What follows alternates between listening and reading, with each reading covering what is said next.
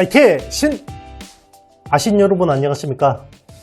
제 작년에 나온 책 사인본 100부 이벤트 하고 있으니까 관심 있으신 분들은 빨리 신청해 주세요. 이렇게 사인해서 보내드립니다. 지난 AI 템베거 투자는 한 열흘 만에 팔리더라고요. 그러니까 관심 있으신 분들은 빨리 신청해 주시고요. 오늘은 삼성전자 이야기 좀 하겠습니다. 삼성전자가 반도체 전략에 대해서 뭔가 많이 좀 달라지는 느낌이 납니다. 일단 우리 채널에도 가끔씩 나오는 강일영 기자, 서울경제 강일영 기자가 최근에 요 관련된 이슈들을 많이 내고 있는데, 일단 이제 지금 D램 같은 경우는 원시 양산을 지금 할 것 같다. 요런 이야기를 하고 있습니다. 그래서 아시겠지만 삼성전자는 1A에서 문제가 있었고요. 이게 이제 설계 결함이라고 이야기를 하죠.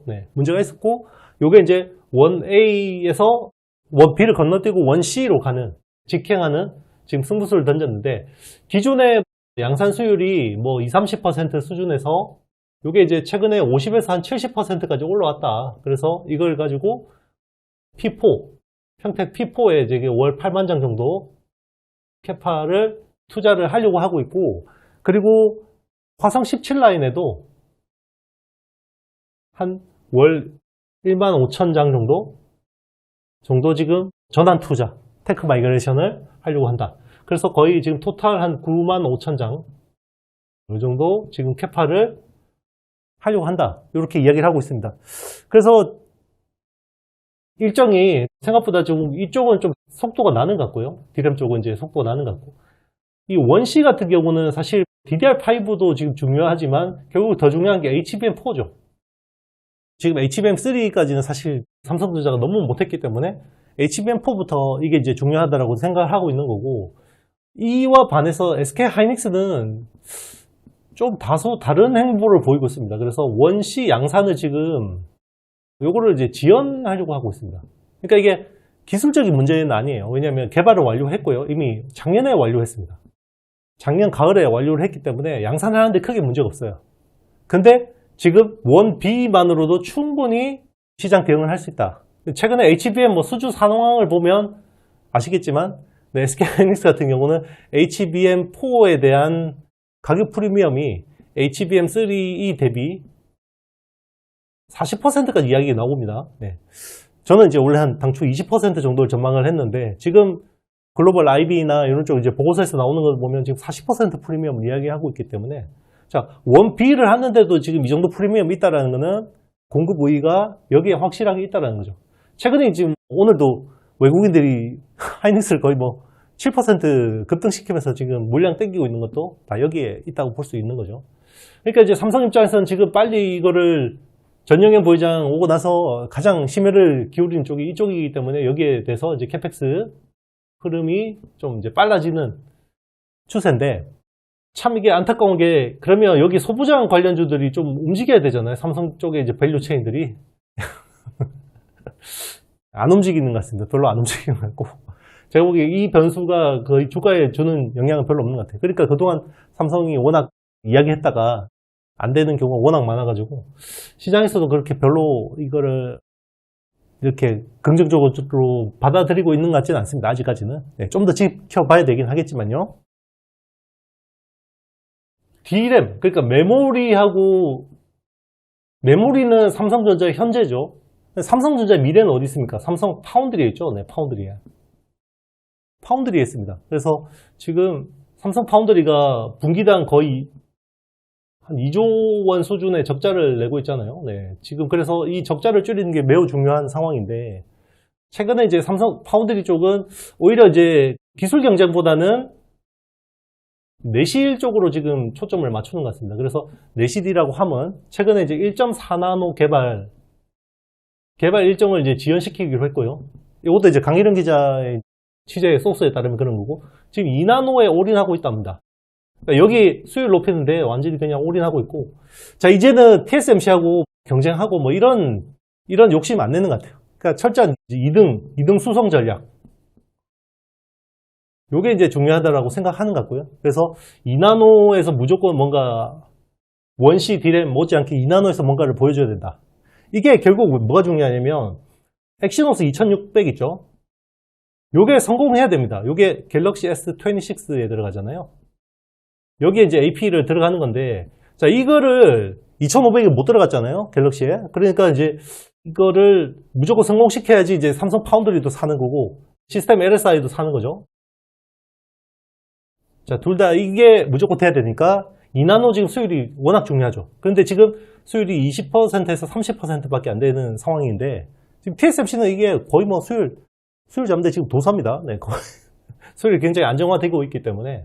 그래서 삼성 파운드리는 2나노 쪽에 이제 개발은 집중하고, 지금 남서구 CTO가 2나노 태스크포스 팀을 이제 진두지휘하면서 여기에다가 지금 올인하고 있는 상황이고, 오늘 뉴스 나온 거는 또 테일러팹에 이제 테슬라 도조칩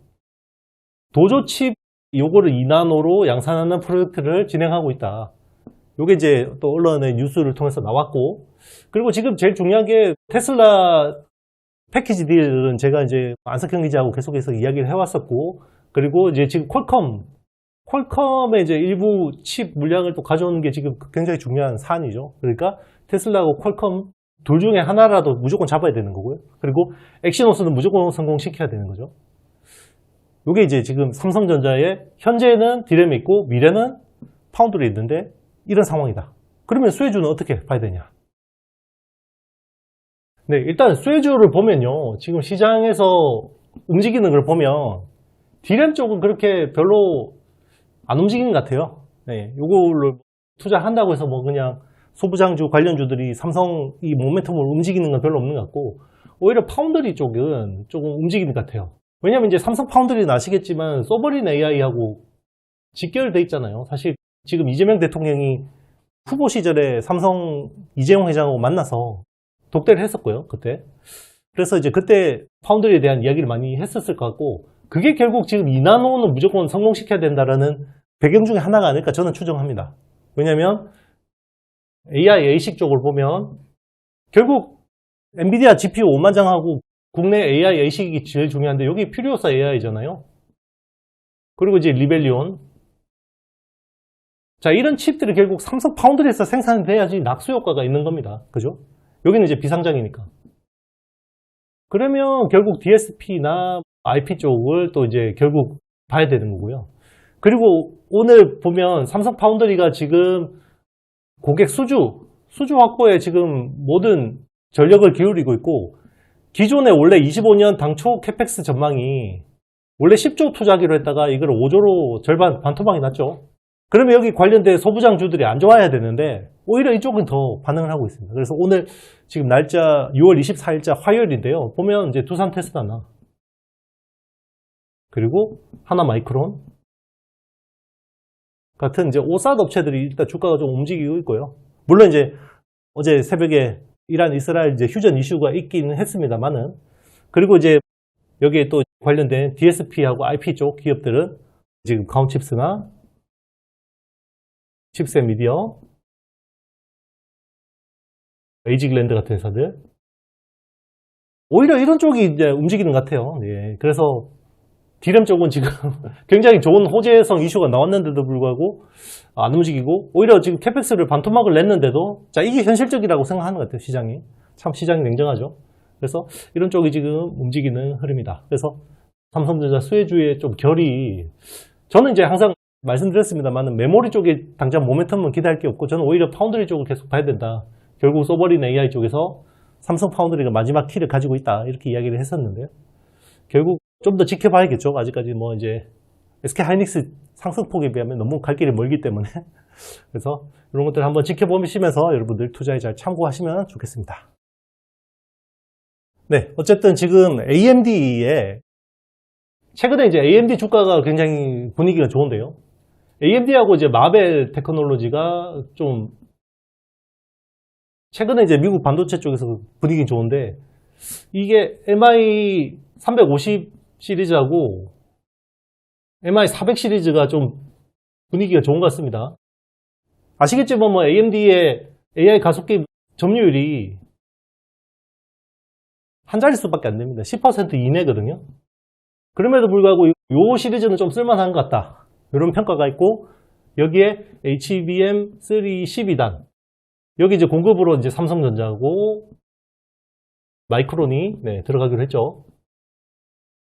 들어가기로 했는데, 이것도 뭐 그렇게 주가에 크게 뭐 영향은 없는 것 같긴 한데요. 어쨌든 그래도 계속해서 나아지고 있다. 어쨌든 이런 분위기는 결국 한 번에 또 이제 반영될 수 있습니다. SK하이닉스 계속 20만 원 밑에 있을 때 힘들으셨잖아요, 상반기 중에. 그런데 결국은 그 모멘텀대로 HBM 시장 모멘텀대로 가잖아요. 결국 이게 25년 트렌드 포스 전망에 따르면 전년 대비해서 거의 133% 성장한 지금 430억 달러로 지금 추정이 되고 있거든요. 이 중에서 사실 상당 부분은 SK하이닉스가 이익을 다 가져가고 있죠. 스마트폰 시장에서 애플의 점유율이 가장 높진 않지만 결국 이익의 대부분은 애플이 가져가는 것처럼 지금 SK하이닉스가 뭐 이쪽에서 대부분 가져가고 있는데 결국 삼성도 일부는 역할을 할 수 있다고 생각합니다. 여러분 제가 준비한 내용은 여기까지입니다. 이제 날씨가 많이 덥죠. 장마도 본격화되고 있고 조만간 이제 휴가철인데요. 주식시장이 지금 뜨겁기 때문에 여러분들 휴가비라도 많이 버셔가지고 좀 기분이 좋습니다. 혹시 휴가 가셔가지고 제 책 한번 읽어보시면 되게 도움이 될 것 같습니다. AI 혁명은 정말 큰 사이클이거든요. 그래서 그 사인본을 받아보실 분들은 댓글 상단 링크를 통해서 신청해 주시면 좋을 것 같습니다. 여러분 저는 다음 주에 더 좋은 내용으로 찾아뵙도록 하겠습니다. 여러분 안녕.